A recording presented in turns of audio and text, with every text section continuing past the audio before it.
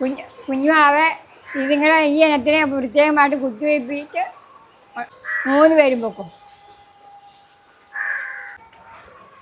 ഓടാ ഇവിടെ തന്നെ താമസിക്കുന്നത്. അപ്പൊ അച്ഛനും അമ്മയും കൂടാണ് ഇവരുടെ പരിപാലനം മുഴുവൻ അല്ലേ? 15 വർഷമായിട്ട്. 15 വർഷം കൊണ്ട് ഇവിടെ ഉണ്ട്. ഇപ്പൊ എത്ര വയസ്സായി അമ്മയ്ക്ക്? ഇപ്പൊ എത്ര വയസ്സായി? 75 വയസ്സായി. 75 വയസ്സായി. അപ്പൊ എന്തായാലും അസുഖങ്ങളോ മറ്റു ആരോഗ്യ പ്രശ്നങ്ങളും ഇതേവരെ ഉണ്ടായിട്ടില്ല. ദുബായിലൊക്കെ പോയി? ദുബായിൽ പോയി 5 രാജ്യങ്ങളിൽ കൊണ്ടുപോയി. ദുബായില്, ഷാർജ, അബുദാബിയില്, അങ്ങനെ 5 രാജ്യങ്ങളിലും. എല്ലാവർക്കും നമസ്കാരം. സന്തോഷം നിറഞ്ഞ ഈ ഓണ ദിവസം വളരെ വലിയൊരു നാടൻ പശുക്കളുടെ സംരക്ഷണ കേന്ദ്രത്തിലാണ് നമ്മൾ എത്തി നിൽക്കുന്നത്. ആലപ്പുഴ ജില്ലയിൽ ചേർത്തലയിൽ പള്ളിപ്പുറത്ത് സ്ഥിതി ചെയ്യുന്ന തിരുഐരാണിക്കുളം മഹാദേവ ക്ഷേത്രം. ഒരുപാട് നാടൻ പശുക്കളെയാണ് ഇവിടെ സംരക്ഷിക്കുന്നത്. അതിലുപരി വളരെ വലിയ സന്തോഷം എന്ന് പറഞ്ഞാൽ നീണ്ട 15 വർഷക്കാലം കൊണ്ട് ഈ നാടൻ പശുക്കളെല്ലാം സംരക്ഷണം ഏറ്റെടുത്തിരിക്കുന്നത് ഈ അമ്മയും അച്ഛനുമാണ്. 77 വയസ്സും അമ്മയ്ക്ക് 72 വയസ്സും ആയിരിക്കുന്നു. ഇതുവരെ യാതൊരു വിധമായ അസുഖങ്ങളും മറ്റു കാര്യങ്ങളൊന്നുമില്ല. വളരെ സന്തോഷപൂർണ്ണം ഏറ്റെടുത്തിരിക്കുകയാണ് ഇവരുടെ പരിപാലനമൊക്കെ എന്ന് പറയുമ്പോൾ. ഇപ്പോൾ ഈ ഓണ ദിവസം പോലും വീട്ടിലേക്ക് പോകാതെ അവരോടൊപ്പം ചിലവഴിച്ചിട്ടാണ് ഈ ഗോശാല മുന്നോട്ട് പോകുന്നത്. അപ്പോൾ ഇവിടുത്തെ പ്രത്യേകത നിറഞ്ഞ ഈ ക്ഷേത്രത്തിൻ്റെ വിശേഷങ്ങളും ഇവരുടെ ഒരു ജീവിത കഥയൊക്കെയാണ് ഇന്നത്തെ നമ്മുടെ ചാനലിൽ വരാൻ പോകുന്നത്. അപ്പം ഈ സന്തോഷം നിറഞ്ഞ ഓണ ദിവസം പരമാവധി വീഡിയോ ഷെയർ ചെയ്യുകയും മറ്റുള്ളവരിലേക്ക് എത്തിക്കുകയും ചെയ്യുക. നിങ്ങളുടെയൊക്കെ വിലപ്പെട്ട അഭിപ്രായങ്ങളും കമൻറ്റിലൂടെ രേഖപ്പെടുത്തുക. അപ്പം നേരെ വീഡിയോയിലേക്ക്. ഇതിൻ്റെ പേര് മോളു. മോളു. എല്ലാത്തിനും പേരുണ്ടല്ലേ? ഇതിൻ്റെ ഒരു കൗസല്യ. കൗസല്യ. എല്ലാരെയും കുളിപ്പിച്ച് ചന്ദനക്കുറിയൊക്കെ എല്ലാ ദിവസവും ഇടുവോ? ഇടും. ഇവിടെ പേരെന്തുവാ? ഇവിടെ പേര് സുന്ദരി. സുന്ദരി. എല്ലാത്തിനും എല്ലാ പേരും അമ്മയ്ക്ക് കാണാപ്പാടോ അല്ലേ? കാത്തു. കാത്തു. ഇത് ഉണ്ണിമായ. ഉണ്ണിമായ. എല്ലാ അടിപൊളി പേരുകളൊക്കെ അല്ലേ? അത് കാത്തു. കാത്തു. കാത്തു. അതോ മറ്റേത് കൃഷ്ണ? അത് കൃഷ്ണ. അത് കൃഷ്ണ തന്നെയാണോ അതിന്റെ പേര്? എനിക്ക് തോന്നുന്നു ഇവിടെ ഈ ഗോശാല ആദ്യം തുടങ്ങിയപ്പോ വന്ന പശുവായിരുന്നു. കുറെ വർഷമായി ഇവിടെ വന്നിട്ട്. ഇതിന്റെ പേര് മന്യ. ഓ, ശങ്കരയിനത്തിനും പേരുണ്ട്. മന്യ. കല്യാണി. കല്യാണി. ഞാൻ വേണത് അതാ ഈ പുങ്കന്നൂരിന്റെ അല്ലേ? ഓക്കെ, ഇനി നമുക്ക് അപ്പുറത്തെ സൈഡിലോട്ടൊന്ന് പോവാം. കുഞ്ഞപ്പൻ.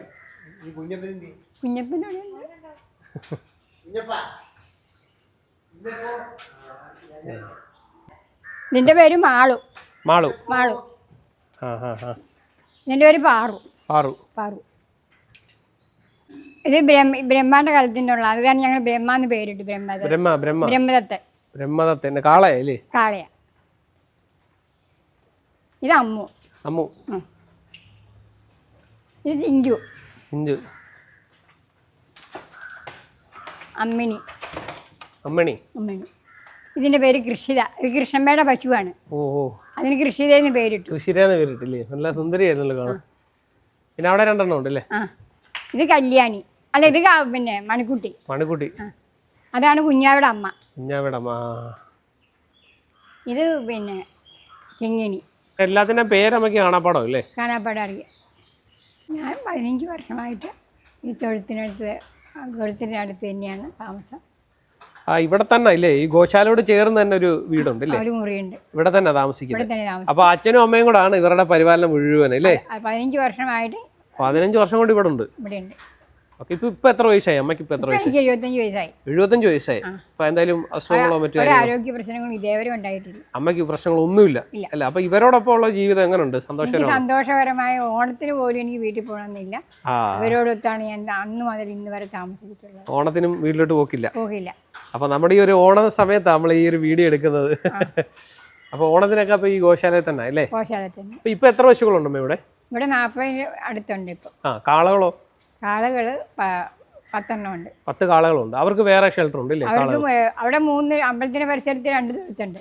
അവിടെ കുറച്ച് പശുക്കളും 5 കാളകളും ഉണ്ട് അവിടെ. ഉണ്ട്. അപ്പൊ ഇന്ന് ഗോപൂജ ദിവസം ഇല്ലയോ? കുറച്ച് പശുക്കളെ അങ്ങോട്ട് കൊണ്ടുപോയിട്ടുണ്ട്. അപ്പൊ എങ്ങനെയാണ് ഇവരോടൊപ്പമുള്ള ജീവിതം? സന്തോഷകരമായ ജീവിതമാണ്. എനിക്ക് വീട്ടിൽ പോലും പോകണം തോന്നാത്ത ഒരു അവസരമാണ്. തോന്നത്തില്ല. അപ്പൊ എനിക്ക് തോന്നുന്നു ഇപ്പൊ ഈ ചെറിയ ഇനം പശുക്കളൊക്കെ ഇല്ലേ പുങ്കന്നൂരിന്റെ കുത്തിവെച്ചിട്ടൊക്കെ ഇറങ്ങിയിട്ടുണ്ട് ഇല്ലേ കുട്ടികൾ? ഉണ്ട്. അപ്പൊ ഇവരുടെ ഒരു പരിപാലനം എങ്ങനെയാ? ഒരു ദിവസം ഒരു പരിപാലനം എങ്ങനെയാ? ഉണ്ട്. എനിക്ക് രാവിലെ കലക്ക് കൊടുക്കും. എത്ര മണിയാകുമ്പോൾ എണ്ണിക്കും രാവിലെ? ഞാൻ 3 മണിയാകുമ്പോൾ എഴുന്നേക്കും. വെളുപ്പിന് 3 മണിക്ക് എണ്ണിക്കും. എഴുന്നേറ്റ് ചാണാമരത്ത് തൊഴുത്ത് കഴുകി കറവക്കാരൻ വരുമ്പോഴത്തേക്കും തൊഴുത്തൊക്കെ വെടുപ്പാക്കി കൊടുക്കും. അതിനുശേഷം കറവക്കാരൻ വന്ന് കറന്നു കഴിഞ്ഞാൽ അമ്പലത്തിലേക്ക് അഭിഷേകത്തിന് പാല് കൊണ്ടുപോകും. അമ്പലത്തിലേക്ക് പാല് കൊടുത്തു കഴിയുമ്പോൾ തന്നെ അമ്പലത്തിലെ തൊഴിൽ കഴിഞ്ഞാൽ ഓരോരുത്തർ അവിടുന്ന് പാലിന് ഇങ്ങോട്ട് വരും. അത് വിതരണം ചെയ്യും. അത് കഴിഞ്ഞ് മിച്ചമുള്ള പാല് അമ്പലത്തിൽ കൊടുത്തതിൻ്റെ ബാക്കി പാല് മീൻമേലേക്ക് അളക്കും. അങ്ങനെയാണ് എല്ലാ ദിവസവും പോകുന്നത്. ഈ നാടൻ പശുക്കൾ കൂടാതെ സങ്കര ഇനം പശുക്കളും ഉണ്ട്, കറവയുള്ള പശുക്കളും ഉണ്ട്. അത് എത്ര എണ്ണം ഉണ്ട്? അത് 10 എണ്ണം ഉണ്ട്. അതാണ് ഈ ഒരു സൈഡിൽ നിർത്തിയേക്കുന്നത്. അതൊരു സൈഡില് അതിന്റെ കൂടെ കെട്ടാറില്ല, ഇതിനെ പ്രത്യേകമാണ്. HF പെടുന്നത് അല്ലേ? അപ്പൊ ഈ ഇപ്പുറത്തെ സൈഡിലെല്ലാം നാടൻ പശുക്കളാണ്. അപ്പൊ രാവിലത്തെ ഒരു പരിപാലനം അങ്ങനെയാണ് അല്ലേ? പിന്നെ അതിനുശേഷം അതിന് കലക്ക് കൊടുത്ത് നമ്മൾ വെളിയിലോട്ട് കെട്ടും. കറവക്കാരൻ കഴിയുമ്പോൾ വീണ്ടും അതിനകത്ത് കയറ്റി കറന്നു കഴിഞ്ഞാൽ വീണ്ടും പുറത്തിറക്കും. പിന്നെ 5 മണിക്ക് ശേഷം അകത്ത് കയറ്റുള്ളൂ. പ്രദോഷമൊക്കെ വരുമ്പോൾ അഭിഷേകത്തിന് പാല് കൊടുക്കും. വൈകുന്നേരം കൊടുക്കും.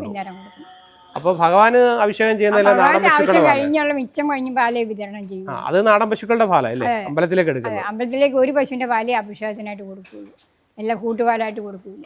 അപ്പൊ ഇവിടെ ഗോപൂജ എങ്ങനെയാ എല്ലാ ദിവസവും നടക്കുന്നുണ്ടോ അതോ എല്ലാ തിങ്കളാഴ്ചയുണ്ട്? എല്ലാ തിങ്കളാഴ്ചയും ഗോപൂജ. അത് വഴിപാടായിട്ട് ആൾക്കാർ സമർപ്പിക്കുന്നത് അല്ലേ? നമ്മൾ ദേവസ്വം എല്ലാ തിങ്കളാഴ്ചയും നടത്തും. അല്ലാതെ മറ്റുള്ളവര് എല്ലാ മിക്കവാറും ദിവസങ്ങളിൽ അവിടെ ഉണ്ടാവും, ഗോപൂജയുണ്ട്. അപ്പൊ വീട്ടിലൊന്നും പോകാതെ ആഹാരമൊക്കെ ഇവിടെ തന്നെ വെച്ചാണോ കഴിക്കുന്നത്? ഇവിടെ തന്നെ പാചകം ചെയ്ത് കഴിക്കും രണ്ടുപേരും കൂടെ? ഞാൻ 15 വർഷം കഴിഞ്ഞ് എന്റെ വീട്ടിൽ പോയിട്ട്. 15 വർഷം കൊണ്ട് അമ്മ ഈ ഗോശാലയിൽ തന്നെ അല്ലേ? വീട്ടിലോട്ട് പോകാറില്ല? വീട്ടിൽ പോയില്ല. എന്റെ മക്കളെ ഇപ്പൊ ഇതായിട്ടാണ് ഞാൻ കണക്ക് കൂട്ടുന്നത്. മക്കളാ പശുക്കളല്ലേ? അതെ. സന്തോഷമായില്ലേ? ഓണത്തിന് എന്നോട് എന്റെ അനിയത്തിയുടെ വീട്ടിൽ വിളിച്ചിട്ട് പോലും ഞാൻ പറയും ഞാൻ മഞ്ഞില്ല, നിങ്ങളെ ഇട്ടിട്ട് ഒരിടത്തേക്ക്. ഈ പേരിടുന്നതല്ല അമ്മ അല്ലേ? പേരിടുന്നു അമ്മ, പ്രസവരക്ഷ എടുക്കുന്നത് എൻ്റെ ജോലി. അപ്പൊ എല്ലാ പേരുകളൊന്നും അച്ഛൻ ഓർത്തിരിക്കാൻ പറ്റത്തില്ലേ? അമ്മ എല്ലാ പേരുകളും ഓർത്തിരിക്കുന്നുണ്ടല്ലേ? എനിക്ക് നമുക്ക് മറവി കൂടുതലുള്ള, അതുകൊണ്ട് അന്നേരം ഓർക്കും, പിന്നെ മറന്നു പോകും. നീ ചോദിച്ചിട്ട് പറയാൻ ബുദ്ധിമുട്ടാണ്. ശരിക്കും പറഞ്ഞാൽ നമുക്ക് എല്ലാ ദിവസവും ഓണം എന്ന് പറയേണ്ടി വരും ഇല്ലേ? പശുക്കളുടെ കൂടെ ഉള്ള ഒരു സന്തോഷം എന്ന് പറയുമ്പോൾ ഇല്ലേ? എല്ലാ ദിവസവും നമുക്ക് ഓണം മൊത്തത്തിൽ അങ്ങനെ തന്നെയാണ്, മാറ്റമൊന്നുമില്ല. ഭഗവാനെ എല്ലാ ദിവസവും കാണാൻ ഒരു ഭാഗ്യമുണ്ട്.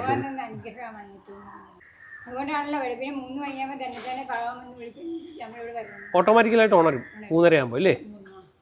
പിന്നെ വൈകോളം ജോലി, പിന്നെ രാത്രി 7-8 മണിയാവുന്നവരെ ജോലിയാ. 8 മണിയാകുമ്പോൾ മാറും. ജോലി തീർത്തിട്ട് മാറുന്നതല്ല, നമ്മൾ സ്വയം മാറുക. നിൽക്കണത് അയ്യപ്പനല്ലേ? അയ്യപ്പൻ ഈ വടക്ക് വശം നിൽക്കണ. ഇത് കാളയുടെ ഒരു ഷെൽട്ടർ അല്ലേ? അത് അവിടെ നിൽക്കണ സുന്ദരിയുടെ മകനാണ്. ഓ അയ്യപ്പൻ. ഇവിടെ ഉണ്ടാകുന്ന കാളകൾക്ക് വേറെ ഷെൽട്ടർ അല്ലേ? ഇതെല്ലാം കളകളാ? അതെല്ലാം കള. ഇത് മണികണ്ഠൻ. ഇത് ആദ്യമായിട്ട് ഇവിടെ വാങ്ങിക്കുന്നത്. മണികണ്ഠൻ നടക്കി വെച്ചതാണ് മണികണ്ഠൻ. ഒരു അക്രമകാരികളൊന്നും ഒരു കുഴപ്പമില്ല. അവരൊക്കെ അപ്പുറത്തേക്ക്. ഇന്ന് മണിക്കൂട്ടിയുടെ കൂടെ കൊണ്ടുവന്ന കാള വാസുദേവൻ. വാസുദേവൻ അങ്ങനെ വലിയ 4 കാളകളെ വേറെ നിർത്തിയേക്കും അല്ലേ? വലിയ കാള ഇതിൽ നടക്കി അടിച്ചതാണ് ഇവിടെ. അതിനെ വളർത്തി വലുതാക്കിയതാണ്. പിന്നെ ആ തൊഴുത്തിലുണ്ട് 3 പേര്. അപ്പുറത്ത് വേറെ 3 പേരുണ്ട്. അതും കാളയാണോ? അല്ല, അത് 3 പശുക്കളാണ്. പശുക്കളാണ്? നാടനാണോ അതോ? അത് മറ്റേ നമ്മുടെ ശങ്കരവർഗം.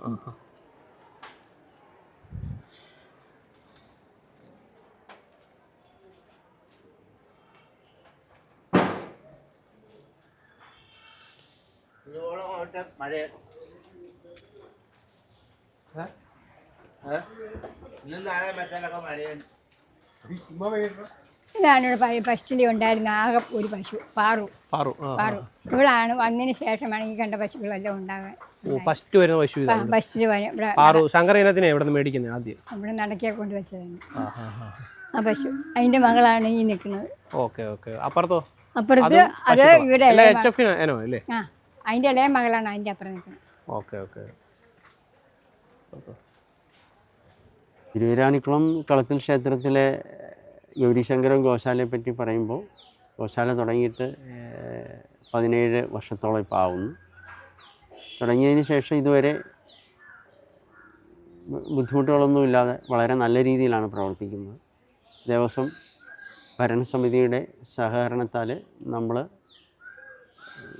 സാധാരണ ഗോക്കൾക്ക് യാതൊരുവിധ കുറവുമില്ലാത്ത രീതിയിൽ, അതായത് ക്ഷേത്രത്തിൽ നടക്കുന്ന ഒരു ശ്രീകോവിലിൻ്റെ ഉള്ളിൽ നടക്കുന്ന ചടങ്ങുകൾക്ക് എങ്ങനെ മൂല്യം കൊടുക്കുന്നുണ്ടോ അല്ലെങ്കിൽ എന്തോരം പ്രാധാന്യം കൊടുക്കുന്നുണ്ടോ അത്രയും പ്രാധാന്യത്തോടു കൂടിയാണ് നമ്മൾ ഗോശാലയിലും അതുങ്ങളെ സംരക്ഷിക്കുന്നത്. പിന്നെ അതിൻ്റെ ഉദ്ദേശം നമ്മുടെ ഈ അന്യം നിന്ന് പോകുന്ന നാടൻ ഇനത്തിൽപ്പെട്ട ഗോക്കളെ വരുന്ന തലമുറയ്ക്ക് വേണ്ടി കാത്തു സൂക്ഷിക്കുക എന്നുള്ള ഒരു ഉദ്ദേശമാണ് അതിലുള്ളത്. ഇതിൽ ഈ ദേവസ്ഥയെ സംബന്ധിച്ച് അതൊരു ലാഭമോ നഷ്ടമോ എന്നുള്ളതല്ല. നമുക്ക് ദേവസ്ഥം ഒരുപാട് പൈസ മുടക്കിയാണത് ആ കാര്യങ്ങളിലേക്ക് പോകുന്നത്. അപ്പോൾ ഇപ്പോൾ ഞങ്ങൾക്കത് മുന്നോട്ട് പോകാനായിട്ട് ഒരുപാട് സാമ്പത്തിക ആവശ്യമായിട്ട് വരുന്നുണ്ട്. എന്നാലും അത് കഴിവതും ഞങ്ങൾ സംരക്ഷിക്കുന്നുണ്ട് ഭരണസമിതി. തുടർന്നും അങ്ങോട്ട് പോകണമെന്നുണ്ടെങ്കിൽ നമുക്കിതുപോലെ കേന്ദ്ര ഗവൺമെൻറ്റിൻ്റെയോ മറ്റ് സംസ്ഥാന സർക്കാരിൻ്റെയൊക്കെ എന്തെങ്കിലും ആനുകൂല്യങ്ങളോ എന്തെങ്കിലും ഇതുമായിട്ട് ബന്ധപ്പെട്ടുള്ള എന്തെങ്കിലും ആനുകൂല്യങ്ങളൊക്കെ ലഭിച്ചാലേ നമുക്ക് ഇതിലും നല്ല രീതിയിൽ അത് മുന്നോട്ട് കൊണ്ടുപോകാൻ പറ്റുള്ളൂ. അപ്പോൾ ഈ കഴിഞ്ഞ ദിവസം ഭരണസമിതി അതിനെപ്പറ്റി ആലോചിക്കുകയും കേന്ദ്ര സംസ്ഥാന സർക്കാരുകളെ ബന്ധപ്പെട്ട് അതിനുവേണ്ട നടപടികൾ സ്വീകരിക്കുവാനുള്ള കാര്യങ്ങളും ആലോചനയിലുണ്ട്. എണ്ണം കൂടുന്നതനുസരിച്ച് അത്രത്തോളം ചിലവ് വേണ്ടി വരും. അതെ, എണ്ണം കൂടുന്തോറും ചിലവ് കൂടുകയും വരും. അപ്പോൾ ഒരു പരിധി കഴിഞ്ഞാൽ നമുക്ക് ദേവസ്ഥനും നിലനിർത്താൻ പറ്റാത്ത രീതിയിലേക്ക് വരും. അപ്പോൾ ഇപ്പോൾ നമ്മൾ പിന്നെ അതുമല്ല, ഇതിന് താല്പര്യമുള്ളവർക്ക് ഈ ഗോക്കളെ നമ്മുടെ ഒരു സമ്പത്തായിട്ട് അല്ലെങ്കിൽ അതൊരു പവിത്രമായി അതിനെ സംരക്ഷിക്കാൻ താല്പര്യമുള്ളവർക്ക് നാടൻ പശുക്കളെ ഇവിടുന്ന് നമുക്ക് ദാനമായി കൊടുക്കുന്നുണ്ട്. ആവശ്യമുള്ളവർ ദേവസ്ഥനോട് ബോധ്യപ്പെട്ടാൽ അവർക്ക് പശുക്കളെയും ക്ലാവുകളെയൊക്കെ കൊടുക്കുന്നുണ്ട്. അപ്പോൾ അങ്ങനെ ഒരു ബാലൻസ്, അതിൻ്റെ എണ്ണത്തിലൊരു ബാലൻസ് ചെയ്യുന്നുണ്ട് ഇപ്പോൾ കുറച്ച് നാളായിട്ട്. എന്നാലും ഇതൊരു വലിയൊരു അറിയാമല്ലോ, ഒരു പശുവിനെ തന്നെ വളർത്തുന്നവർക്കും അറിയാം, അത് ലാഭേച്ഛയില്ലാതെ അത് മുന്നോട്ട് പോകുമ്പോൾ നമുക്ക് ഒരുപാട് സാങ്കേതിക പ്രശ്നങ്ങൾ വരുന്നുണ്ട്. എന്നാലും അത് ദേവസ്ഥത്തിൻ്റെ കഴിവിനനുസരിച്ച് അതിനെ ഇപ്പം നല്ല രീതിയിൽ സംരക്ഷിക്കുന്നു. നമ്മുടെ ഈ അമ്മയച്ചനുമാണ് ഇവരുടെ. അതെ, അമ്മയച്ചനുമാണ്. ഇപ്പം 10-14 കൊല്ലം ആയിട്ട് അവരാണ് മക്കളെ സംരക്ഷിക്കുന്നത്. അവരും ഈ പറഞ്ഞ പോലെ ഒരു ശമ്പളം അല്ലെങ്കിൽ വരുമാനം എന്നുള്ള രീതിയിലല്ല, ഗോക്കളോടുള്ള ഒരു താല്പര്യവും അതൊക്കെയാണ് ഇതിന് അവർ നമ്മുടെ ഒപ്പം നിൽക്കുന്നത്. നമുക്ക് ക്ഷേത്രത്തിൽ പ്രധാന വഴിപാടായിട്ടുള്ളത് ഇന്ന് തിങ്കളാഴ്ച ദിവസമാണ്. തിങ്കളാഴ്ച വ്രതം, ഉമാമേശ്വര പൂജ. വിവാഹ തടസ്സങ്ങളെല്ലാം മാറാനായിട്ട് എല്ലാ തിങ്കളാഴ്ചയും വ്രതശുദ്ധിയോടുകൂടി പാർവതി പരമേശ്വരന്മാരെ കണ്ട് തൊഴുത് പ്രാർത്ഥിച്ച് ഉമാമേശ്വര പൂജ വഴിപാട് നടത്തി എല്ലാവരും അന്നദാനത്തിൽ പങ്കാളിയായി തിരിച്ചു പോകുമ്പോഴാണ് ഭഗവാന്റെ അല്ലെങ്കിൽ ഭഗവതിയുടെ അനുഗ്രഹം ലഭിച്ച് അവരുടെ വിവാഹ തടസ്സങ്ങൾ മാറുമെന്നുള്ളതാണ് സങ്കല്പം. അത് കാലാകാലങ്ങളിലായിട്ട് ഇപ്പോൾ ക്ഷേത്രത്തിൽ തുറന്നു പോവുകയും ഈ ഉമാമേശ്വര പൂജയുടെ പ്രാധാന്യം നാൾക്ക് നാൾ വർദ്ധിച്ചു വരികയുമാണ്. അപ്പോൾ പല ഭാഗത്തുനിന്നും ആൾക്കാർ ആ വഴിപാട് കഴിക്കാനായിട്ട് ക്ഷേത്രത്തിൽ എത്തിച്ചേരും. അതാണ് ഇന്ന് ഈ കാണുന്ന ആ അന്നദാനവും പൂജയുടെ സമയത്ത് ആ തിരക്കൊക്കെ കാണുന്നത് ഇതുമായിട്ട് ബന്ധപ്പെട്ടാണ്. പിന്നെ മറ്റു വഴിപാടുകളെന്ന് പറഞ്ഞാൽ പ്രധാനപ്പെട്ട വഴിപാടുകൾ 12 പായസം വഴിപാട്, പുട്ടുപായസം, ചെറുപായസമാണ് ഇവിടുത്തെ പ്രധാനപ്പെട്ട വഴിപാട്. ഏത് വലിയ വഴിപാട് കഴിച്ചാലും 2 ചെറുപായസമെങ്കിലും നമ്മൾ നടത്തണം, എന്നാലേ അത് പൂർണ്ണമാവുക എന്നുള്ളതാണ് വിശ്വാസം. പിന്നെ ഗോപൂജയുണ്ട്. ഗോപൂജ, ഋഷഭവാഹന പൂജ, വൃക്ഷപൂജ, ഇതെല്ലാം നമ്മൾ എല്ലാ തിങ്കളാഴ്ചകളിലും ഇപ്പോൾ നടത്തി വരുന്നുണ്ട്. അതുപോലെ തന്നെ അത് പ്രത്യേകം ആരെങ്കിലും ആവശ്യപ്പെടുകയാണെങ്കിൽ അത് നമ്മൾ അതാത് ദിവസങ്ങളിൽ നടത്തുന്നതാണ്. പിന്നെ ഓരോ നാളുകാരുടെ ഇപ്പോൾ ഓരോ നാളിനനുസരിച്ചുള്ള വൃക്ഷപൂജകളും നമ്മൾ ചെയ്യുന്നുണ്ട്. പിന്നെ മറ്റു വഴിപാടുകളൊക്കെ സാധാരണഗതിയിൽ എല്ലാ വഴിപാടുകളും നടത്തപ്പെടുന്നു. ഈ ഗോക്കൾക്കൊക്കെ ഭക്ഷണമൊക്കെ ആൾക്കാർ സമർപ്പിക്കുന്നുണ്ട്. നമ്മുടെ ആളുകൾ അതിന് വേണ്ട കാലിത്തീറ്റയായിട്ടോ അല്ലെങ്കിൽ പിണ്ണാക്കായിട്ടോ ഒക്കെ ആയിട്ട് പല രീതിയിൽ ചെറിയ ധനസഹായമൊക്കെ നമ്മൾ ചെയ്യുന്നുണ്ട്. അപ്പം അമ്മയ്ക്ക് നല്ലൊരു ഭാഗ്യം കിട്ടുകയും ചെയ്യും. അതെ, അവരെ ഇപ്പം പറഞ്ഞില്ലേ, ഈ ജീവിത സായാഹ്ന വേളയിൽ ദുബായിൽ ബുർജ് ഖലീഫ, വാർഷിപ്പ് ഇതുപോലുള്ള പല ഇതും സന്ദർശിക്കാനുള്ള ഭാഗ്യം കിട്ടി. ഇവിടെയുള്ളൊരു സംഘടനയാണ് കൊണ്ടുപോയത്. അപ്പോൾ അവിടെ ഒരു 10-11 ദിവസത്തോളം ടൂർ പ്രോഗ്രാമൊക്കെ കഴിഞ്ഞാണ്. അത് ഈ ഗോശാലയായിട്ട് ബന്ധപ്പെട്ട് ഈ പ്രായത്തിൽ ഇതുപോലെ അമ്പലത്തിൽ നിന്ന് ഭക്ഷണമൊക്കെ എടുത്ത് പോകുമായിരിക്കും അല്ലേ? അതെ, പശുക്കൾക്കായിട്ട് കൊണ്ടുപോയിക്കൊണ്ടിരിക്കുകയായിരിക്കും. അതെ, അത് അമ്പലത്തിൽ വഴിപാട് കഴിഞ്ഞുള്ളത് പശുക്കൾക്കായിട്ട് കൊണ്ടുപോകും. പിന്നെ ചോറുണ്ട് പശുക്കൾക്ക്. എല്ലാ ദിവസവും ഉച്ചയ്ക്ക് അമ്പലത്തിനകത്ത് ഭഗവാന് നേദിച്ചതിൻ്റെ ബാക്കി ചോറ് പശുവിനുള്ളതാണ്. അത് നിർബന്ധമായിട്ടും പശുവിന് കൊടുക്കാറുണ്ട്. അപ്പോൾ അത് എടുത്തുകൊണ്ട് വന്നതാണ്.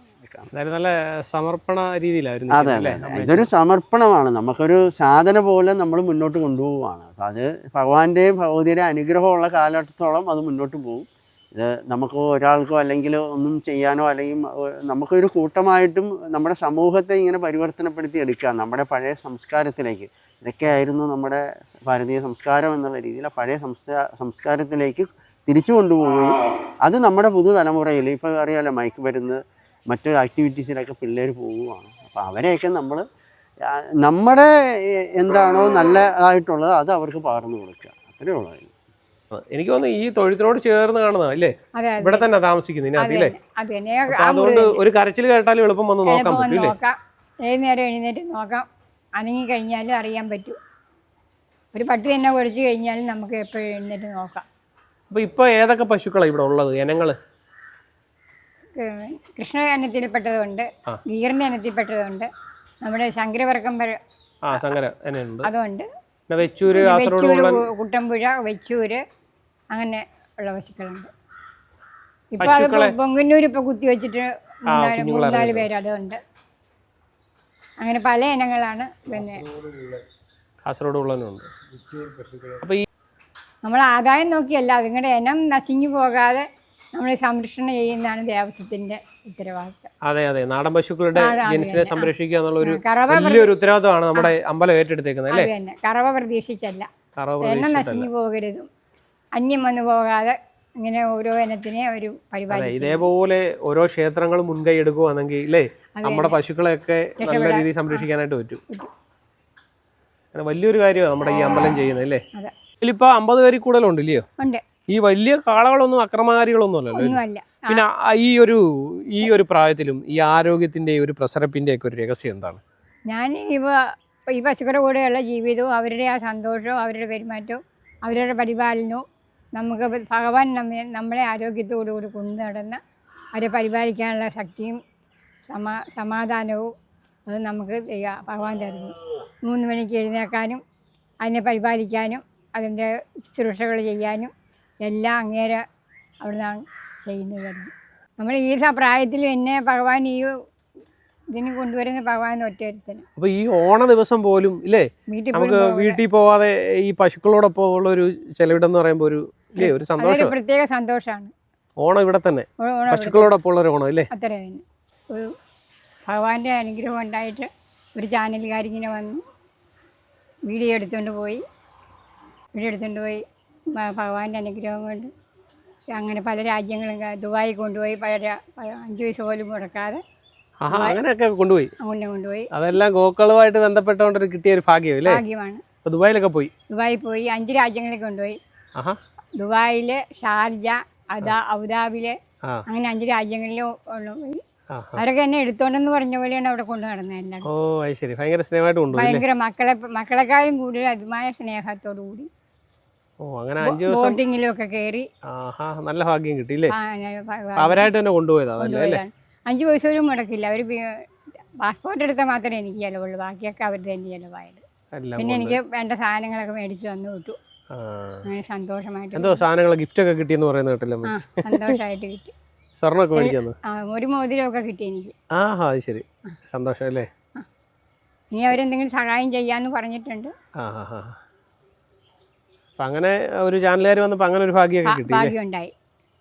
സന്തോഷം നിറഞ്ഞ ഈ ഓണദിനത്തിൽ മനോഹരമായ ഒരു കാഴ്ചയാണ് നിങ്ങൾക്ക് വേണ്ടി നമ്മൾ പങ്കുവച്ചത്. വളരെ വലിയൊരു സംരക്ഷണ കേന്ദ്രമായി മാറിക്കൊണ്ടിരിക്കുകയാണ് ഈ ഒരു ഗോശാല. അതേപോലെ തന്നെ നാടൻ പശുക്കളെ സംരക്ഷിച്ചതുകൊണ്ട് തന്നെ വിദേശ രാജ്യങ്ങളിലൊക്കെ പോകാൻ ഒരു ഭാഗ്യം ലഭിച്ച ഒരു അമ്മയെ നമ്മൾ ഈ വീഡിയോ കൂടി പരിചയപ്പെടുത്തുന്നുണ്ട്. അപ്പോൾ ഓരോ വീടുകളിലും കേന്ദ്രീകരിച്ച് ഓരോ നാടൻ പശുക്കളെയൊക്കെ വളർത്താൻ തയ്യാറായി കഴിഞ്ഞാൽ ഈ ഒരു ബ്രീഡ് എന്നും നിലനിന്ന് പോകും. അതേപോലെ തന്നെ ഓരോ അമ്പലങ്ങൾ കേന്ദ്രീകരിച്ച് നാടൻ ജൻസുകളെയൊക്കെ സംരക്ഷിക്കുകയാണെങ്കിൽ വളരെ നല്ല ഒരു സംരക്ഷണ വലയമായിട്ട് നമ്മുടെ നാടൻ പശുക്കൾ ആ ഒരു പഴമയുടെ നന്മ നമ്മുടെ നാട്ടിൽ നിലനിന്ന് പോകും. അപ്പോൾ എല്ലാ വീഡിയോയിലും നമ്മൾ പറയാറുള്ളത് പോലെ നമ്മുടെ വീഡിയോ പരമാവധി ഒന്ന് സപ്പോർട്ട് നൽകണം. ആദ്യമായി കാണുന്ന ആരെങ്കിലും സുഹൃത്തുക്കളുണ്ടെങ്കിൽ ദയവായി ഒന്ന് സബ്സ്ക്രൈബ് ചെയ്ത് സപ്പോർട്ട് നൽകുക. കാർഷിക അറിവുകൾ കൂടുതൽ നിങ്ങളിലേക്ക് എത്തുന്നതാണ്. അപ്പോൾ ഐശ്വര്യപൂർണ്ണമായ ഒരു ഓണം ആശംസിക്കുകയാണ് എല്ലാവർക്കും. ഹൃദയം നിറഞ്ഞ ഓണാശംസകൾ. അടുത്ത വീഡിയോയിൽ കാണാം. എല്ലാ പ്രിയ സുഹൃത്തുക്കൾക്കും നന്ദി, നമസ്കാരം.